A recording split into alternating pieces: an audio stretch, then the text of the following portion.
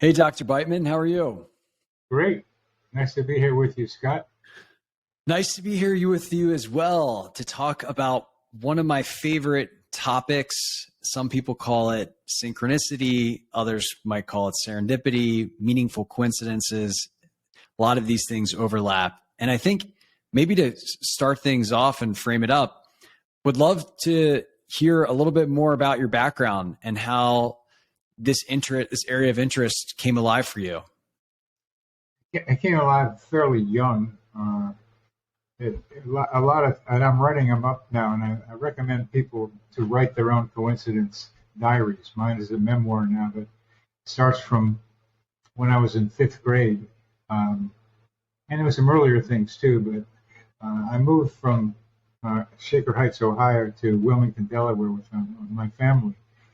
And I walked into this elementary school in Wilmington at the end of fifth grade and noticed that they were going to have the first ever student council election the next fall. So I like running for office. I like the idea of that. So in Cleveland, that they were sophisticated in the way that they ran their campaigns. So I just copied stuff I'd seen. And one of the things I did, among several other things, besides getting a band playing behind me to play in front of students sitting in classrooms that were all on the first floor. So big windows, I'd stand out there, they'd play the Star Spangled Banner, and I'd smile benignly at the classroom. This is in sixth grade. But my favorite one was to have a poster that you folded. I folded in half. And on the outside of the folder, it said, "Open this folder and you will see who is voting for Bernie B." So they open it up, and there's a mirror in there. And that kind of cleverness got me to be president of the student council. And what I call that is serendipity, starting in sixth grade, where there was an opportunity presented to me. And because of the background I had, I was able to do what I wanted, was to be able to campaign and win the election of the president of the student council in sixth grade. And I think you ended up going on to study psychology, correct? There's a lot of coincidences between that event and what I did, but I became a psychiatrist and went high school and college and medical school and then residency. And I became chairman of the psychiatry department at the University of Missouri, Columbia, and I did that for 17 years, as well as being chairman of neurology at the same time, which was a little difficult since I was not a neurologist. But that was a good experience. I learned about the brain. So that and that academic part, coupled with loving to play football and baseball, and having lots of coincidences while playing sports, while doing football and baseball. And one of them that I thought might be interesting for us is in my senior year in college, I went to Swarthmore College, which was a Division III college, so I could play. I'm not that big. And 2 days before we played Johns Hopkins on a Saturday, for some reason, and this is part of what I'm trying to suggest to people, for some reason, I felt, and this is intuition operating way beyond the rationality we all come with, I intuitively felt the need to set up two tackling dummies on a field next to the main practice field, set up two tackling dummies, got a football, turned around, went 10 yards from those two tackling dummies, and turned around back to face the dummies and sprinted between the dummies. And then did that again, and then went back to the practice field. Well, 2 days later on Saturday, Johns Hopkins punter wasn't punting very well. I wanted to return the kickoff of the punt. I returned kickoffs and punts. And I was mad because I couldn't do it. But then he got a good one off. Enough so that I had to turn around and catch it over my shoulder. So my back was to the guys coming at me. And then I turned around, and there were two guys right next to each other coming right at me. And so I did the same thing as I did on the practice field. I ran right between them and went 90 yards for a touchdown. That was another coincidence on the football field, of which I've had plenty. And that taught me about precognition, that I behaved predictably. I predicted what was going to happen by my behavior. And I found that was very educational as well. Well, that's definitely a touchdown synchronicity. And as an ex-college football player, I certainly can appreciate that myself. When did this start to become something that you considered studying? I think we all have these kind of interesting phenomena. Some people probably read into them more than others in our everyday experience.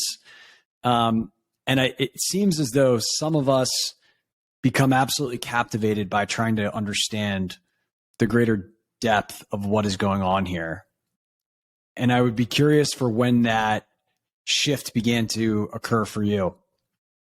I'm very glad that in your when we're talking that you and many of your audience are interested in the nature of reality. That was a phrase that I think I heard from you, the nature of reality. And I've been wondering about the nature of reality, starting with wondering about my mother. She was a part of reality that was confusing for me. And I tried to figure out my mother, and since then women, trying to figure out how women work. And with that came also an interest in how the world works. I have been curious. I went to Swarthmore College, which was a top small college back then, number 3 when I was there. Yale Medical School, a very good Ivy League school. And I did my residency at Stanford, another high-level school. And I knew there was something they weren't telling me. There was something about reality that they were missing, and they were not telling me. And I wanted to know what that was. And starting with some of the coincidences that I've mentioned and many, many others, I realized that coincidences, meaningful ones, are clues to how reality works. They are the mysterious hiding in plain sight. So if you look at these mysterious things right in front of you, you can start seeing stuff like how we're all much more interconnected than we believe we are, than we're told we are. That telepathy is real, and I have a model for how telepathy works. So there is something called the mental atmosphere. I write about it in my book, and I'm glad you picked up on that, the psychosphere. That we have a mental atmosphere through which we exchange energy and information. It gives us energy information. We give out energy information. So these are some of the things that I've come across studying coincidences. And there's more to find out. It's a never-ending thing because our brains are a little too small to figure out how it works. But I like to keep figuring out the mind of God, and that's what I like to do. I completely share your interest with everything that you just say. And, I think one of the shared experiences that we have is that this notion of there's something more going on here. This is too coincidental, too perfect to just be I guess the word is like probability to bring us here. And I think maybe what would be interesting is what is the range of explanation for what we're discussing right now? Because I imagine, depending upon who you ask, it's going to be quite a different answer as to why these things are occurring and why we experience them. To start with, it's too coincidental to be coincidental. That's from Yogi Berra, to start off with that. And then what's the range of explanations? As I try to describe in my book, which has its cover on over my right shoulder, the three main categories of explanation are randomness, as you suggest, or probability, probability. Randomness is a favorite of statisticians and people who want to believe that all we have is right what we see and what we can touch. But no, there's a lot more than what we can see and touch. But the randomness guys, the statisticians, like to say in large populations any weird thing can happen. And what I use that for is that coincidences are common. And my research shows that they're common as well. So both statisticians and people studying meaningful coincidences can recognize they are common events. How much meaning we put into them is another thing. But it's important to know they're common. And those of you who are not noticing them, they're happening to you. They're happening to you. Other people may see them happening to you. I've seen people have a big one happen, but they didn't notice it anything but, I'm glad that happened because I got the bank loan I needed. But they don't see the coincidences that got them into the place where that happened. So my job, and you're helping me do it, and I hope you're doing it yourself, is to alert people to the many coincidences happening in their lives, because if they don't notice them, they don't exist. You got to notice them. So they're happening. Statisticians explain them as random. That's one favorite explanation. Second favorite explanation is God, universe. Great mind, big intelligence. There's all kinds of names for this great mind, this big mind. And God, universe are the popular ones, at least in the United States right now. And when you say the universe delivered this to me, or God did this for me, I can't argue with you, because I don't know what you're talking about, and neither do you. You have some idea, a feeling, a faith, but the actual means by which that happens is obscure. And what I'm trying to do is figure out the steps between mystery, and God and universe are mystery, and the coincidences that happen now. And so in between God and random is Scott. There's me. That we do have the ability to decide. We have some free will, depends on the circumstances, where we can make a decision. And the decisions we make have some influence on what happens. Now, if that's not a duh statement for this reality, I don't know what is. The decisions we make have some effect on us and the people around us. It's just the way it is. And that has something to do with also creating coincidences. When you start thinking about God or random, then that takes the person out of the equation. And I'm trying to put you into it. Yeah, it's very interesting. And, I definitely know where I think you make a valid point where even if people believe in some higher power or orchestrating intelligence that is behind a lot of this, it still doesn't necessarily provide a level of clarity on the actual mechanism that is making that a reality. That's right. And I think your concept for that is the psychosphere. My step past the current way of thinking things is the psychosphere. The psychosphere is not a final answer. It's a little bit like trying to figure out what that explosion was over there and then going over and look. That it's still something else could have made it happen than what I can see, but at least I can see something about what happened and who might have started it. The psychosphere is a partial explanation that is conceptual and testable, and you can visualize it. You can imagine it. It's not. Universe is a little large to imagine. God is hard to conceive of. I want to be able to conceive of ideas and that may have some mechanism involved. And the psychosphere is my way of suggesting that our connections with each other happen through the psychosphere. That coincidences happen through the psychosphere. And maybe could you flesh out exactly for the people that have not read the Meaningful Coincidences book, exactly what you mean by the psychosphere? Well, the psychosphere is not just my idea. It's been around, the term has been around for at least a century. And parallel meaning, or word for it, was from Tyler D. Chardin.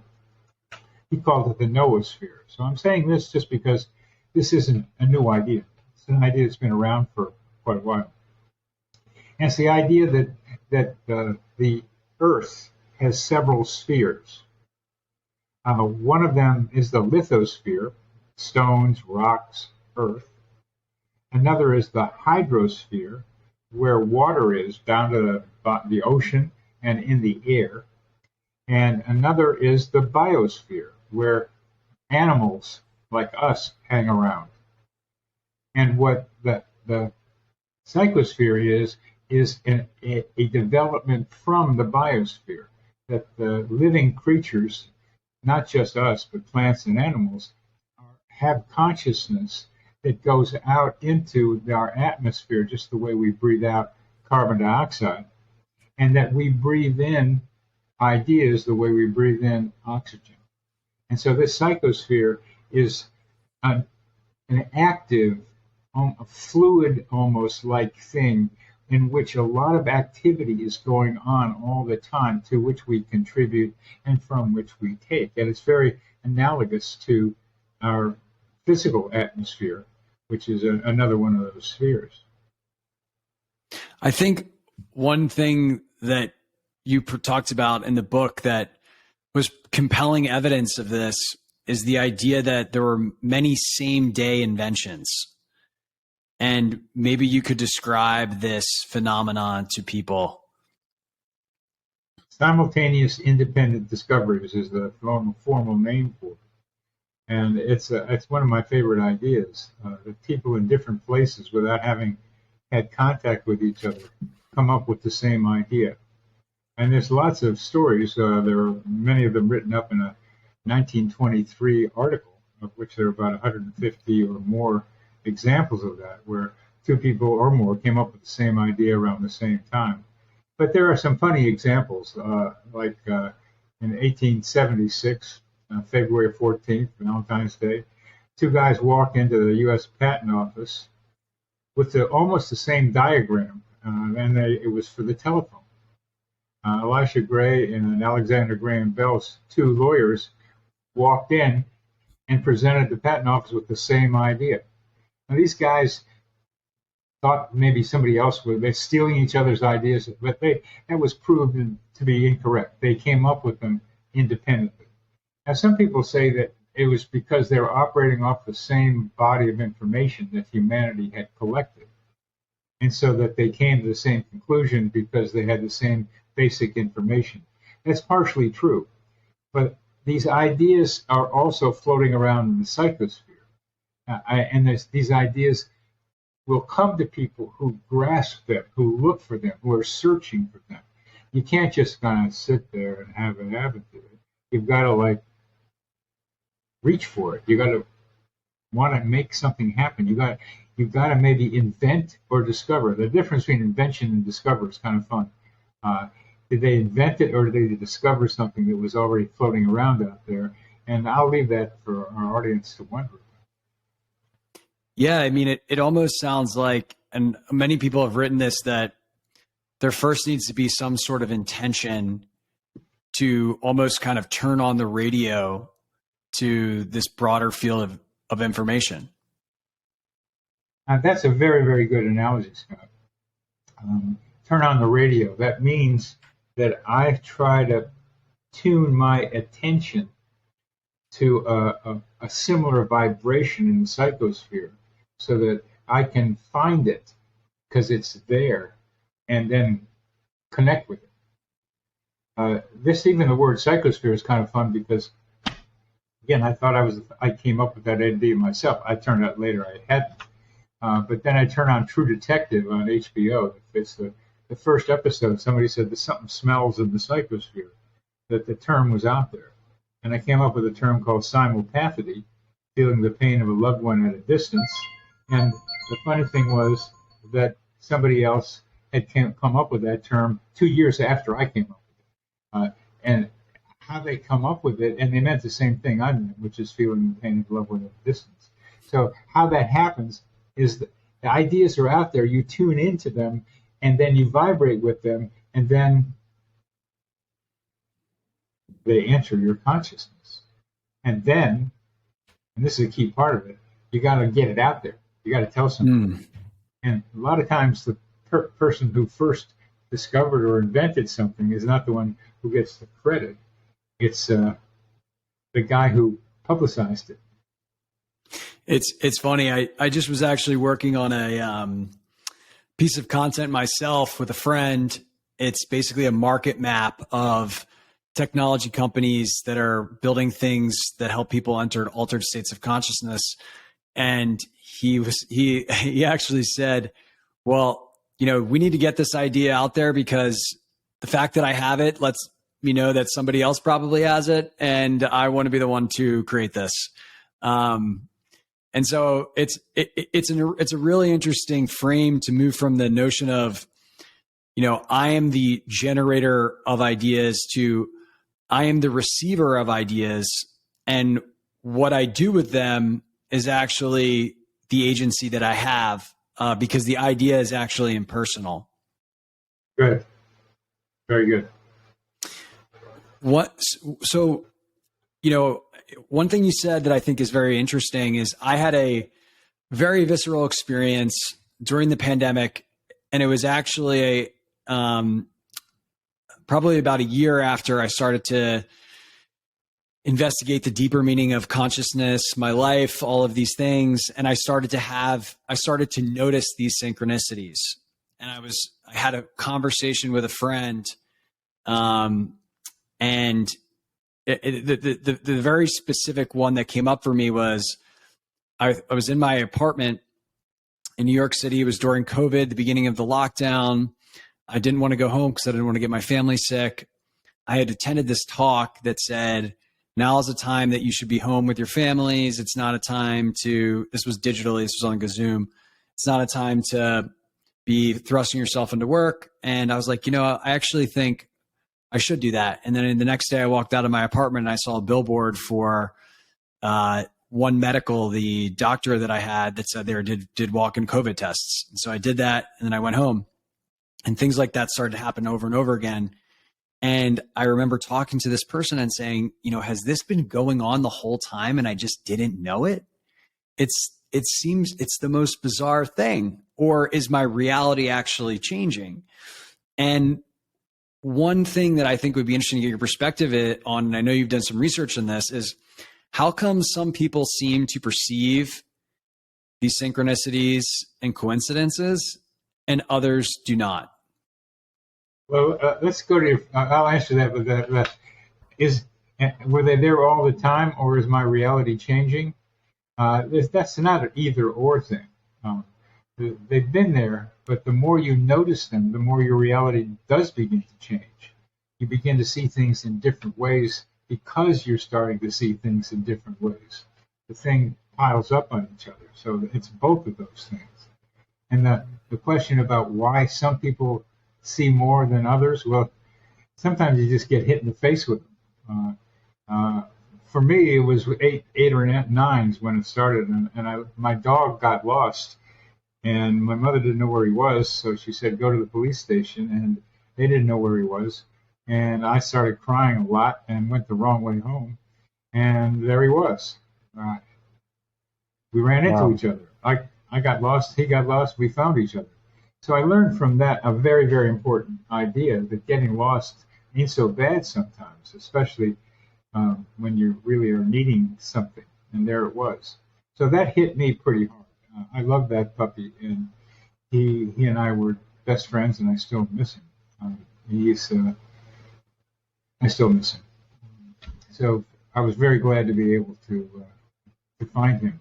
So that's the kind of thing that hits you pretty hard. And another one was when I was uncontrollably choking in 1973 in San Francisco, and I couldn't stop. And I found out at the same time that I was choking uncontrollably. My father, 3,000 miles away, was bleeding into his own throat and dying, choking. So around the same time I was choking, he was choking. Those are two things that kind of catch your attention. And I had a lot of other ones, so I tended to be curious, so I noticed things. And the thing with my father made me wonder even more and got me into studying them. But if you don't get hit in the face with them the way I have, if you don't have people around you, like there are a lot of parapsychological relatives and parents who tell kids about the reality of precognition and telepathy, and the kids kind of expect that. But if you grow up in this culture that tells you, no, we're telling you how reality is, and you believe it, even if there are evidence to the contrary, and you believe it because you want to, because you're told to, then you're not going to see them. Just not going to. Yeah, it is unfortunate, the conditioning that occurs, and I know lots of my own work has been deconstructing and removing the conditioning that basically limits us as humans to our potential. Of a lot of these kind of more, I would call them, I guess the only reason they're called special abilities is because of that conditioning. But things like telepathy, precognition, I mean, I think these are kind of core parts of the human experience that we seem to, intuition would be another one that seems to have been forgotten and not nurtured. Like, for example, lifting weights to go play on the football field. We don't really have a society that puts these on a pedestal, recognizes them as tried and true pathways. Maybe some of the ancient wisdom traditions do. But it does seem like more and more people are starting to question this, started to question the narrative that we've been told, and are looking for different modalities to get in touch with these experiences. I'm trying to tell a different narrative. I'm trying to help. Yeah, absolutely. And so are a lot of other people now. And we're having to, because we're slowly destroying our habitat here, planet Earth, and we're maybe not killing you or me, but we're killing off the future for a lot of younger people. And they kind of know it. And they're mad. Many of them are mad. That we need a different story than what we've got now. And we see a reactionary political thing going on around the world, where people want strong men to tell them what to do. And it can't work that way. We have to be collectively organizing and deciding for ourselves with some leadership about how we're going to manage the future of humanity and animals and plants and the earth itself. And that narrative is one that synchronicity helps us to develop. I agree with you. One thing that I read, the quote that I wrote down, which I thought was very interesting, very compelling, and personally very aligned with my own subjective experience, is as follows. True synchronicity are only those coincidences that serve for the quest of self-realization, for personal and spiritual growth, and for deeper self-realization. Could you speak to this idea? That is a classical Jungian definition, that it has to have to do with psycho-spiritual development or individuation, as Jung tried to be able to say that. I don't agree with that entirely. I think that Jung, being a psychiatrist, psychologist, and Jungians being mostly psychologists, want to keep it in the psycho-spiritual realm. That's not good enough. Not now. We have to talk about our connections with other people. We have to say we're in this thing together. And Jungian approaches are psychotherapy approaches, and they have to do with only the individuals developing. I mean, there's the idea people say, well, if I can develop spiritually, that's going to make other people develop spiritually just by being around me. No. It's not enough for you to develop. You've got to go out in the world and help people develop themselves spiritually, help recognize their human beings. I don't know if you've noticed, Scott, but human beings have a lot of trouble getting along with each other. I don't know if you've noticed that. But, I definitely noticed that. have noticed that. And what you just read does not address the interpersonal difficulties that we have, or does it? Well, I think I would challenge that in that it's my experience that, and obviously I'm an N of one, but as one heals themselves and gets in greater union with a higher power, the heart begins to open and a natural desire to help others emerges. It's not a should, it's not an obligation, but it's almost as if you can't not do it because of the inspiration, the inspired action becomes so much more pronounced.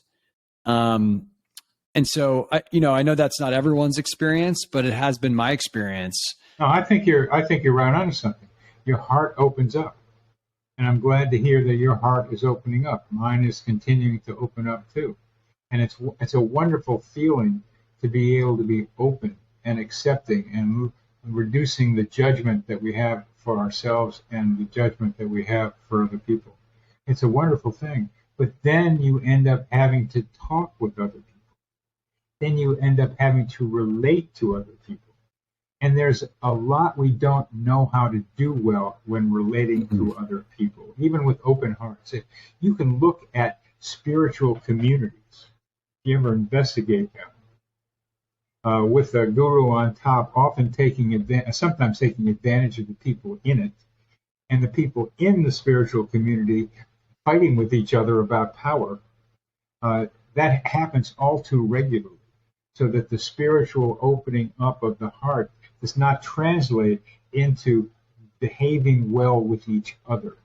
The idea is there, but there's a technology actually about being able to work well with other people that I continue to try to learn. And I'm going to suggest one idea to you that is not out there and needs to be. And I want to see if I can communicate this well enough to you, because it's not that easy to say. But when I say and talking to you or talking to our audience, I am non-verbally trying to induce a role in you, Scott. I'm trying to have you listen to me in a certain way. I mean, you're doing it. I'm the expert. You're supposedly listening to me do this and being wondering about it. But I'm trying to be able to get you to pay attention to me and to think that I really know something. I mean, I'm exaggerating. And that we're set up for this. But my nonverbal communication, my way I talk, induces a role in you that I would like you to have. This is a common part of human interaction and does not get noticed, but it gets felt. And sometimes there's a conflict between what I want you to feel when I'm talking and how you actually feel or want to feel in response to me. So I guess what you're positing is there needs to be greater awareness of this dynamic in order to help people more skillfully understand how to collaborate and work together and communicate. Yes, sir. Yeah, it is I think it is a valid point that a lot of this kind of interpersonal work happens in the confines of your own experience. And I went to I had a podcast recently with a buddy of mine who teaches nonviolent communication and gives people very practical ways to have difficult but authentic and non-offensive conversation. And for me, it was very, very mind-blowing because it gave me the tools to communicate things that allowed me to be more expressed, but in a way that did not was kind. It was not offensive. And it's kind of like, how come nobody ever told me about how to do this? And I think there's a lot of that a lot of that happening in this theme of collaboration and communication as a part of evolution is something that just continues to come up for me. Wonderful. Just what I'm talking about is we've got to learn how to get along with each other. And that has to do with what we say to each other and, more importantly, how we say it to each other. And it has to do with answering a question that some people have difficulty with. I'm not asking you to answer this right now, but I'll just say it to you. Scott, what do you think I think of you? That is an interesting question. Well, I'm not going to answer that right now. But I'm not asking you to. I'm just asking you to do what you just did, which is think about it. Something interesting to contemplate. One thing that you alluded to was this idea of when one recognizes this phenomenon, they have seemingly more agency or receivership than they otherwise would if not recognized. Have you done any research or personal experimentation on how to bring more intention to synchronicity and these type of experiences and working in harmony with reality versus being a subject to it? I think a lot of people are trying to answer that question right now. Is how do you manage intention? And it's a very key thing to be able to imagine a future that you would like to have happen. I call them expectation videos, where you run a movie about what you would like to have happen. Now, how does that movie get enacted? Well, it really helps to start with a script, as any movie does. You have to have some idea about what you'd like to have happen.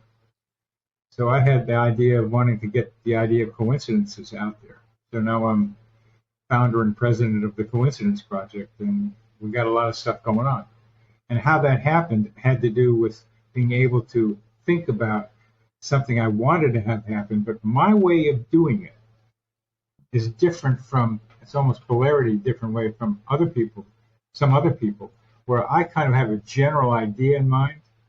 It's kind of like, give me the ball and I'll make a touchdown, but I'm not sure how I'm going to get there.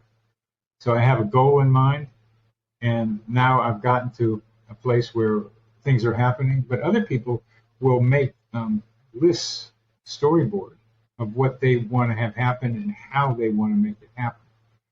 The important thing in both of those is not just to have an image, but to move, to run around out there, to trot about. The dog that trots about finds a bone is a really fun and metaphor for what we all have to do. You got to be looking, and that's why the definition you gave of pure definition of synchronicity isn't enough. You've got to be trotting around in the real world, not just doing it with yourself. It's got to be out there in the world where you're trying to be able to make love happen, trying to make relationships better, make the world a better place, and find your place in it. The key part of manifesting to me is not just to think about it, but to find out what's your role in all this. You found a new role, Scott, than what you had before. And you have an intention with it. And you're manifesting that by having this podcast and probably doing many other things. You're finding a role that fits for you, that's built on your own capacities and your own desires and your own image and own what you can do. And I'm doing something similar. And I want to be able to help people find what they're here to do and help them do what you're doing and what I'm doing is help them mesh these intentions. Help them mesh these intentions because we're interested in something betterment. My vision for humanity is recognizing that we're on a playground here and we can have a lot of fun. And I define fun as like learning and entertainment at the same time. And I think that'd be it's more to learn and a lot more fun to have. So That's the picture I got about how this thing could be, and it isn't. There's too much misery caused by too many other people. That's a beautiful vision. There's a word in marketing that you might like called edutainment. Yeah, that's it. That's it. Which I also am a big fan of. I think you make a compelling point, right? It's intention just can't be something that's cognitive. It needs to be also in how we lead our lives and how we live. And, those things kind of work harmoniously, along with, in my opinion, paying attention to what's happening in our surroundings. And I think a thing that you said that I really liked was this idea that coincidences are signposts, right? They're not commands. So we maintain the free will and interpretation, but we have to notice it, and then we have to do something about it. Well said. We have to notice it, and we have to do something about it. Or sometimes nothing about it. I mean, some of these things are suggestions that you shouldn't follow. Yeah, one thing that I thought was interesting from one of the things that you wrote down was this idea that people seem to be able to notice or be in touch with these signposts in the moments that they need it most. Almost like there's a heightened ability to pick up on this information in when the situation gets intensified. And I would be curious to learn more about why you think that might be and what might be going on there. Well, you've said a good part of it is that when you have a need, you're looking around a lot more. That if our data shows that if you're searching for meaning, you're going to find it more. You find it in terms of coincidences a lot more often than if you're not. If you're content to the way things are and just happy to go through your day the way you do, or needing to go through your day, you're not going to see them. Once you have structure, the structure is like blinders and keeps you caught up in patterns of not behavior only, but thought. Once those patterns get broken, life stressors being one version of that.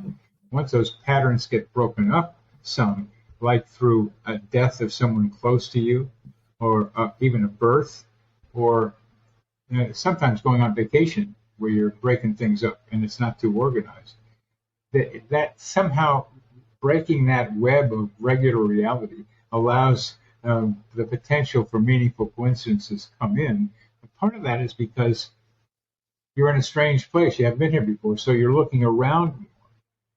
A coincidence doesn't exist until you notice it. So if you're looking, if you need something, then you're noticing more things. And so you're going to notice more coincidences. Could you talk a little bit about the Human Coincidence Project? Did I say that right? The meaningful coincidence, the coincidence project. You threw me there off. We go. The coincidence project. Yeah, that this is a thing that evolved because of coincidences, as you might guess. But they started with my thinking about them. We are a nonprofit incorporated in the state of Virginia, and our purpose is to show people, to illuminate for people through coincidences the hidden currents that connect and unite us. That's the basic idea.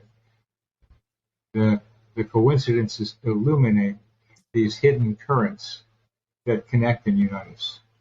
That's our vision. And we have a board, and we have a coincidence cafe, which you might even like showing up at one of those things, Scott. They happen on Saturdays at 11 a.m. every third Saturday of the month.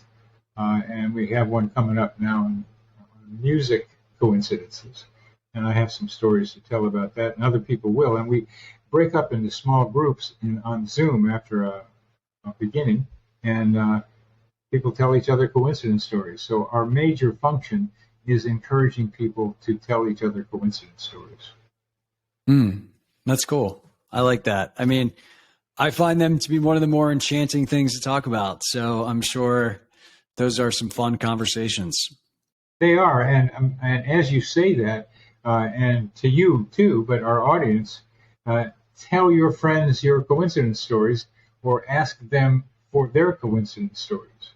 It can be a little bit better than talking about Wimbledon, which can be interesting, but they're personal. And then sometimes the fun things are when you have a coincidence with somebody who's a friend of yours, and you want to hear how that person experienced that coincidence, but you want to talk about them, because when you talk about them, guess what? You make them more real. You make them more palpable. You make them more part of your life. Well said. Thank well, you. Dr. Beitman, this has been a lot of fun to learn more from you and all the amazing work that you're doing. If people want to go deeper here and learn more about this topic, learn more about some of your ideas, what's the best way to do that? I have a podcast called Connecting with Coincidence, which was also the name of my first book on the subject. It's on YouTube as well as Spotify and other places. So you can get to that. Reading my book is the best way to do it if you like to read. A lot of people don't so much. You can get it in hard copy, and you can get it on Kindle, and you can get it as an audio book. So that's a good way to figure it out. But if you want a dynamic part of being involved with the Coincidence Project, email me at my website, which is coincider.com, coincider.com, coincider. A coincider is somebody who experiences a lot of coincidences. There's also an insider with other people, co-insider, who experience coincidences. So coincider.com, just email me and I'll get you the link, but you can go directly to thecoincidenceproject.net, all one word, thecoincidenceproject.net, and go to the page for registration to the Zoom cafe meetings. We also have monthly speaker series. And our last one was about how to manifest, given our discussion. It was very interesting, intended by more people than usual, because a lot of people are interested in manifesting things. So we'll come up with subjects that are related to coincidences, synchronicity, and serendipity. And we invite you to come to the Coincidence Cafe, which is ongoing and free. You just have to register once, and you keep getting links every month for the next meeting. Amazing. Well, we will link out all of those places and resources in the show notes, so make sure to check them out. And I just want to say thank you again. This has been a really wonderful conversation, and I appreciate the message that you're putting out into the world. Well, thank you, Scott. And I'm glad to hear how sophisticated you are becoming with these ideas. And I very much am heartened by that I hope you continue what you're doing, because we need more people like you to say that there's something else going on around here, and meaningful coincidences are one of the many hints that there's something else that we can study. Well said. Well, thank you everyone for listening. We will see you on the next show.